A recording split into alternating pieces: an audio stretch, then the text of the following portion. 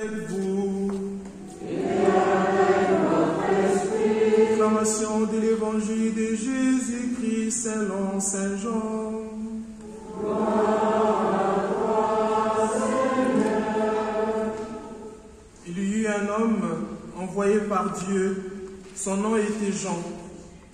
Il est venu comme témoin pour rendre témoignage à la lumière, afin que tous croient par lui. Cet homme n'était pas la lumière, mais il était là pour rendre témoignage à la lumière. Voici les témoignages de Jean, quand les Juifs lui envoyèrent de Jérusalem des prêtres et des Lévites pour lui demander « Qui es-tu » Il ne refusa pas de répondre. Il déclara ouvertement « Je ne suis pas le Christ. » Ils lui demandèrent « Alors qu'en est-il ? Es-tu le prophète Élie ?» Il répondit « Je ne le suis pas. » « Es-tu le prophète annoncé ?» Il répondit « Non. » Ils lui dirent « Qui es-tu ? Il faut que nous donnions une réponse à ceux qui nous ont envoyés. Que dis-tu sur toi-même » Il répondit « Je suis la voix de celui qui crie dans les déserts. Redressez les chemins du Seigneur, comme a dit le prophète Isaïe. » Alors ils avaient été envoyés de la part des pharisiens. Ils lui posèrent encore cette question. « Pourquoi donc baptises-tu, si tu n'es ni le Christ, ni Élie, ni le prophète ?» Jean leur répondit. « Moi je baptise dans l'eau, mais au milieu de vous, se tient celui que vous ne connaissez pas. C'est lui qui vient derrière moi, et je ne suis pas digne de délier la pourvoie de sa sandale. » Cela s'est passé à Béthanie, de l'autre côté du Jourdain, à l'endroit où Jean baptisait. Acclamons la parole de Dieu. Louange à toi, Seigneur Jésus. Mes frères, mes sœurs dans le Christ, nous sommes en train de célébrer aujourd'hui le troisième dimanche des temps de l'Avent. Le troisième dimanche des temps de l'Avent, ça s'appelle Laudate, le dimanche de la joie. Nous sommes dans la joie. Pourquoi nous sommes dans la joie? Parce que nous nous approchons de Noël. Jésus, notre Maître, Jésus, notre Seigneur, va naître pour nous sauver. Il ne vient pas pour faire autre chose, il vient pour nous sauver. C'est pourquoi Isaïe peut nous dire « Tressaillez d'allégresse, soyez dans la joie ». Saint Paul nous le dit aussi, soyons donc dans la joie. Mais la question que nous pouvons nous poser directement, c'est vrai que nous devons être dans la joie, c'est vrai que Jésus est en train de venir, mais pourquoi et comment nous devons être dans la joie? Nous sommes en train de traverser un moment très difficile, on le sait. La Covid nous complique vraiment la vie. C'est très compliqué dans le monde, les guerres partout. La famine, les taux de chômage ne cessent d'augmenter. On ne comprend plus rien. Des maladies, des décès, tout devient compliqué et difficile pour nous. Alors, si la liturgie d'aujourd'hui nous invite à la joie, on a toutes les bonnes raisons de nous poser des questions. Seigneur, tu nous demandes d'être dans la joie alors que nous sommes en train de vivre dans la souffrance. Qu'est-ce que cela signifie, Seigneur? Nous sommes en train de souffrir, nous sommes en train de vivre dans la peine, Seigneur, mais tu nous demandes d'être dans la joie. Oui, soyez donc dans la joie, tressaillez donc d'allégresse, parce qu'en fait, notre joie est dans le Seigneur. C'est le Seigneur qui nous donne cette joie. La joie du Seigneur est notre force. Dieu est toujours et déjà avec nous. C'est Jésus notre consolation. C'est donc Jésus qui est notre joie. Notre joie, ce n'est pas un sentiment assez ordinaire. Non, pas du tout. Notre joie, c'est une personne. Notre joie, c'est Jésus. Alors Jésus, le Christ, il nous donne un message. Mais quelle est alors sa mission? Le programme de Jésus, sa mission, c'est quoi en fait? La mission de Jésus, c'est, nous l'avons entendu dans la première lecture, annoncer la bonne nouvelle aux pauvres, aux humbles, que nous sommes, oui, délivrer les captifs. Nous allons encore entendre ces phrases dans la 4e prière de l'Eucharistie. Je vais reprendre encore ces phrases, nous allons entendre cela. C'est beau, c'est bien, parce que Jésus qui vient, il vient nous délivrer de tous nos problèmes. C'est une question de foi. Il faut y croire profondément, il faut y croire vraiment. Jésus vient pour nous libérer, c'est lui le libérateur. Nos cœurs sont brisés par beaucoup de choses. Nos cœurs sont brisés par des problèmes et tout. Jésus vient restaurer aussi nos cœurs. Alors, nous devons être dans la joie, n'est-ce pas? Nous devons vraiment être dans la joie parce que Jésus vient pour restaurer tout. Vous savez, j'aime bien une parole de Saint Paul qui dit: mes frères, mes sœurs, je sais que tout ce que nous sommes en train d'endurer ici comme souffrance, comme peine, n'est même pas comparable avec la joie que nous allons vivre au ciel. Parce que cette joie sera immense. Bon, on peut se dire, on est au ciel, d'accord, mais ici sur cette terre, comment on fait? Non, nous vivons déjà notre ciel ici sur cette terre. Nous, les chrétiens, nous portons quelque chose d'extraordinaire et de puissant et de fort. Les gens de ce monde ne nous comprennent pas. Oui, c'est normal, parce qu'ils n'ont pas Christ. Nous avons Christ, nous avons la joie de Jésus, nous avons Jésus lui-même. Alors, Jean le Baptiste. Jean le Baptiste, c'est celui qui vient pour préparer alors la venue de Jésus. Jésus doit arriver, la mission messianique est donnée, mais qui doit préparer les chemins? C'est Jean le Baptiste. Deuxième dimanche des temps de l'Avent, troisième dimanche des temps de l'Avent, c'est Jean-Baptiste. Une des figures importantes de la liturgie pendant les temps de l'Avent. Jean le Baptiste, il n'est pas la lumière, il est un rayon, il est un ray. Il vient rendre témoignage à la lumière. La lumière, ce n'est pas Jean-Baptiste, la lumière, c'est Jésus lui-même. Jésus n'est pas une lumière, Jésus n'est pas un rayon, Jésus n'est pas un ray, Jésus est la lumière lui-même. Il est la lumière, Jésus. Je suis la lumière du monde. Jean chapitre 8, verset 12. Il est dit lui-même.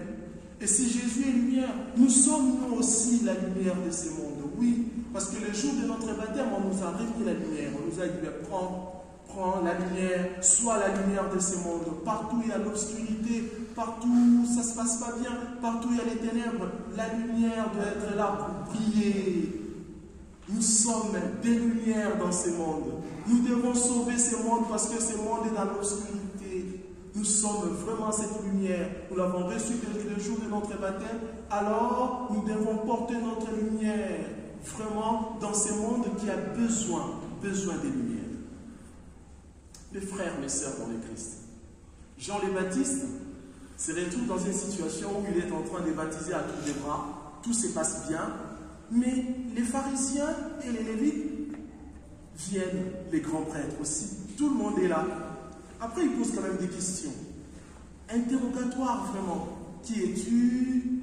Qu'est-ce que tu es en train de faire? Si tu n'es pas le Christ, tu n'es pas Élie, pourquoi baptises-tu? On pose toutes des questions. Interrogatoire, oui, c'est vrai. Mais pourquoi ils posent ces questions? Parce que vous savez, Jean le Baptiste, c'était un grand prophète. Il est sorti comme ça et puis il traînait des foules. Il y a des gens qui aimaient bien l'écouter. Jean-Baptiste n'a pas fait des miracles, non. Non, pas du tout. Jean-Baptiste ne faisait que prêcher et baptiser.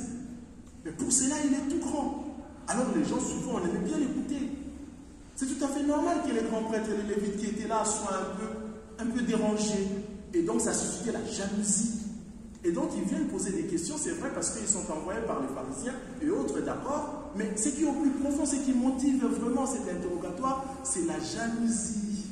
La jalousie de ces prophètes qui sortent, entre guillemets, de nulle part et qui commencent à parler, tout le monde écoute. Ils n'ont plus de disciples, ces prêtres, ces lévites, ils n'ont plus personne. Tout le monde va suivre qui? Entendre, écouter, suivre Jean le Baptiste. Alors la jalousie même dans nos communautés, la jalousie, une des maladies qui gangrène nos vies. Parce que l'autre a fait ceci, parce que l'autre a fait cela, parce que l'autre est comme cela. Alors je me dis, j'aimerais bien être comme lui, j'aimerais bien être comme elle. Non, justement. Ne vous comparez à personne. Il ne faut pas être jaloux, il ne faut pas être jalouse. Non, le Seigneur a donné à tout un chacun, à toute une chacune de nous quelque chose. Et qu'il faut fructifier. J'aime bien dire, les voisins pensent que le voisin est mieux que le voisin. Ça fait un peu compliqué, mais c'est vrai. Les voisins pensent toujours que le voisin est mieux que le voisin. On peut se dire, ah tu sais, cet homme, vraiment une belle femme, j'aimerais bien avoir cette femme-là pour moi. Mais vous ne savez pas cette femme qui a une beauté extérieure, mais intérieurement, vous ne savez pas comment elle est. Vous ne savez pas ce que cet homme est en train d'endurer ou ce qu'il endure tout le temps. Ou soit cet homme est riche, il est beau, il est bien, j'aimerais bien avoir un homme comme ça, parce que les miens, non, je trouve que c'est un peu problématique. Ça, c'est pas ma catégorie, ça, c'est pas mon niveau. J'aimerais bien avoir cet homme-là et tout. Mais vous ne savez pas ce que sa femme vit. Alors, soyez là où vous êtes. Rendez grâce à Dieu parce que vous êtes ce que vous êtes. Dites merci Seigneur parce que ce que je suis, je te rends grâce parce que tu m'as voulu ainsi et je suis content de l'être. Mes frères, mes sœurs dans le Christ, Jean-Baptiste doit donner la réponse. Ah oui, nous devons donner une réponse aux gens qui nous ont envoyés. Alors, dites-nous, qu'est-ce que tu es, toi? Jean-Baptiste, je vous ai dit, il y avait des gens qui le suivaient. Donc, il pouvait bien se dire, je suis le Messie. C'est tout. Et les gens devraient le croire, parce que, justement, tout ce qu'il faisait, c'était fort. Mais il ne dit pas ça.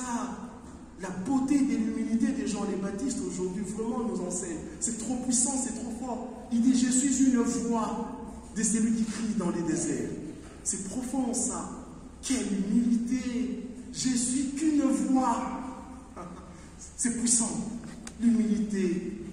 L'humilité est très, très, très importante dans la vie des chrétiens. Nous devons apprendre à être humbles parce que le Seigneur résiste aux orgueilleux. Si on est humble, c'est beau, c'est bien, nous avons entendu dans les Magnificats. Le Seigneur résiste aux orgueilleux. Jean-Baptiste est humble, simple. Je suis indigne de faire la courroie de sa sandale. Jean-le-Baptiste est humble et simple. Prions que le Seigneur nous donne cette vertu d'humilité pour que nous puissions être humbles dans la communauté, dans nos familles, partout où on est, pour qu'on soit vraiment humble.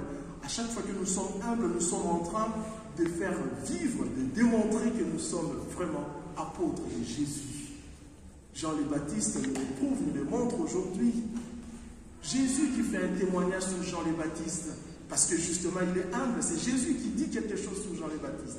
Matthieu chapitre 11, verset 11, il dit ceci: de tous les enfants qui sont nés d'une femme, aucun alors ne peut ressembler à Jean-le-Baptiste. Il est le plus grand. Oui, Jean-le-Baptiste est le plus grand. Ce n'est pas parce que c'était son cousin. Non, ce n'est pas une histoire de famille. C'est mon cousin, je lui donne ses grands titres et tout. Non, c'était son précurseur. Et Jean-le-Baptiste, c'est lui qui a désigné Jésus. Voici l'agneau de Dieu qui enlève les péchés du monde. Il est grand, Jean-le-Baptiste. Parce que Jean-le-Baptiste nous entraîne aussi au discernement. Ça nous arrive de ne pas être vraiment dans ces mouvements d'esprit, discernement. Des discernements, oui. Le Seigneur nous parle à travers les événements, à travers nos frères, à travers nos sœurs. Mais nous ne voyons pas parce que nous n'avons pas les discernements. Ou nous ne demandons pas les discernements. Il faut demander cet esprit de discernement. L'esprit de Dieu est là, l'esprit de Dieu nous est accordé. Mais il faut demander parce que nous en avons besoin. Alors je vais terminer mon homélie. Je termine mon homélie par l'attitude de ces grands prêtres et de ces lévites. Lorsqu'ils ont eu leur réponse, ils sont directement partis. Mais pourquoi ils partent? C'est dommage, ils ne peuvent pas partir comme ça. Parce que Jean-Baptiste est en train de donner la parole de vie. Jean-Baptiste est en train de donner la vie par ce qu'il est en train de dire, qui en fait, il dit Jésus. Ils sont partis parce qu'ils sont venus juste pour faire ce travail.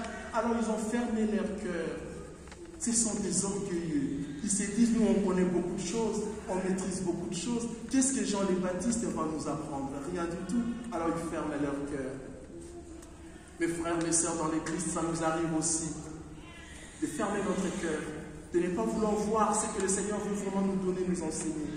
Au cours de ces célébrations ici, nous allons prier pour que le Seigneur lui-même dilate notre cœur, pour que le Seigneur lui-même transforme notre cœur, pour que le Seigneur lui-même façonne notre cœur, afin que nous soyons capables, nous soyons à même de devenir des personnes généreuses, des personnes qui sentent, des personnes qui voient, des personnes qui peuvent dire aux autres, soyez donc dans la joie, car Christ arrive, Christ va naître, Christ va nous apporter la paix. Amen.